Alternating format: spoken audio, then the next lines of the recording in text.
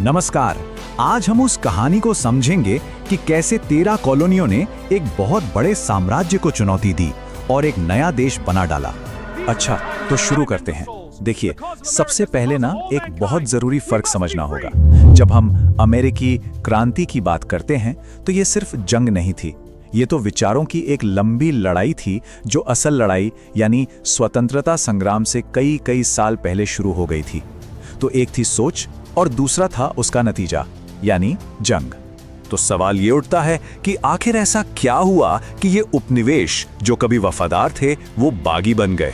इसी सवाल की तह तक आज हम जाएंगे। देखिए, इसकी कोई एक वजह नहीं थी, बल्कि ये नए विचारों, राजनीतिक हताशा और आर्थिक दबाव, इन सब का एक मिला जुला असर था। उस दौर में जॉन लॉक जैसे विचारकों ने कुछ बहुत ही क्रांतिकारी विचार सामने रखे, जैसे कि असली शक्ति लोगों में होती है, राजा में नहीं।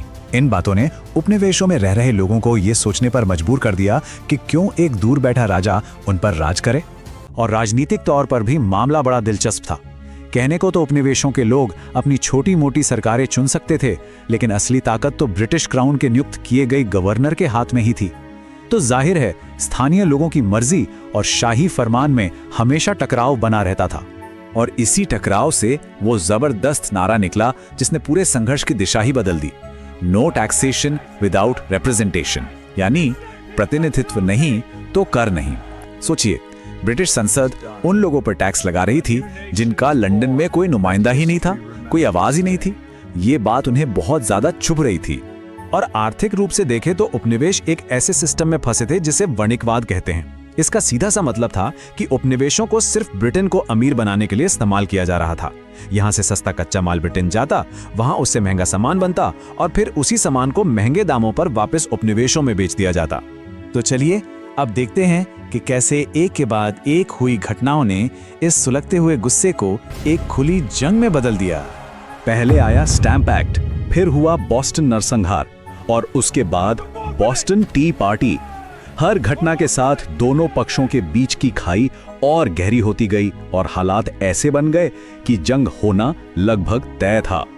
और ये विरोध कितना बड़ा था, इसका अंदाजा इस बात से लगाइए कि बोस्टन टी पार्टी के दौरान प्रदर्शनकारियों ने 10,000 पाउंड की चाय समुद्र में फेंक दी थी। उस जमाने में ये एक बहुत बहुत बड़ी रकम थी। ये सिर्फ विरोध नहीं था, ये ब्रिटेन को एक सीधा आर्थिक संदेश था। ब्रिटेन ने जब सख्ती दिखाई तो उसके जवाब में इतिहास में पहली बार उपनिवेश एक साथ आए।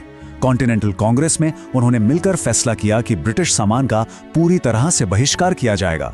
ये एक एकजुट अमेरिका की तरफ पहला बड़ा कदम था। और बहुत जल्द ही उनका मकसद सिर्फ अपने अधिकार मांगना नहीं रह गया, बल्कि अब वो एक पूरी तरह से नया और आजाद देश बनाना चाहते थे। इसी बीच थॉमस पेन नाम के एक लेखक के छोटे से पैम्फलेट कॉमन सेंस ने मानो आग ही लगा दी। उसकी सीधी और सरल भाषा ने आम लोगों को यह यकीन दिला दिया कि आजादी सिर्फ उनका हक नहीं बल्कि उनकी नियति है। और फिर वो ऐतिहासिक दिन आया, 4 जुलाई 1776, जब स्वतंत्रता की घोषणा को अपनाया गया। इस दस्तावेज में लिखे शब्द कि सभी इंसान बराबर बनाए गए हैं पूरी दुनिया में गूंजने वाले थे। इस क्रांति से संयुक्त राज्य अमेरिका तो बन गया और इसने दुनिया भर के कई आंदोलनों को प्रेरणा भी दी। लेकिन आजादी के इस वादे के साथ एक बहुत बड़ा लेकिन भी जुड़ा हुआ था। इसने दुनिया को एक नए तरह का देश दिया, एक गणराज्य। और यह साबित किया कि सिर्फ किताबों में लिखी बड़ी बड़ी बातें हकीकत में भी लाई जा सकती हैं। लेकिन सबसे बड़ा और शायद सबसे जरूरी सवाल, ये आजादी असल में थी किसके लिए? कहने को तो बड़े बड़े शब्द थे, लेकिन हकीकत ये थी कि यह अधिकार आबादी के सिर्फ 20% हिस्से को मिले, यानी सिर्फ गोरे मर्द जिनके पास अपनी जमीन जायदाद थी। तो फिर बाकी लोगों का क्या हुआ? महिलाओं, गुलामों और गरीब मर्दों का?